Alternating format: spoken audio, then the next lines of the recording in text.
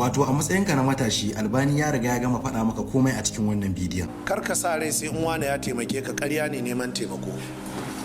Ka je ka yi ciyawa, ka cire girman ka. In ka shiga kakkai budurwa, wannan budurwar sharri ce, ita za ta hana ka je ka iya yin faci na keke, ita za ta hana ka je ka ɗauki ice a kanka.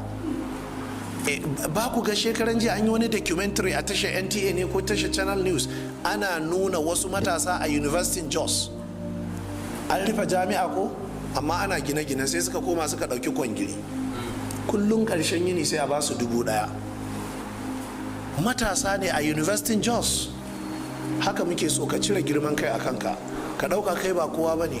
Duk yadda yanayi ya kama ka samu kanka, haka ce an da makaranta ka dawo. Daga lokacin da ka sa wa ranka ko zuciyarka cewa sai ka jira wani ya taimake ka, to kana cikin dan lukutun yanayi, domin in dai arziki ne kai da shi yayi can kayi nan, to Allah da ya samu dace. Duk kanta abin da kake ko in dai har ka sa cewa a zuciyarka kana son kai wannan abin, to zaka ci nasara. Shi yasa a kowane lokaci masu matacciyar zuciyar bara suke a baya. Za ku ga gashi dai suna samun manyan kudaden amma sun kasa ci gaba a rayuwa. A gurguje kenan yau abin da aka samu, Allah ya samu dace.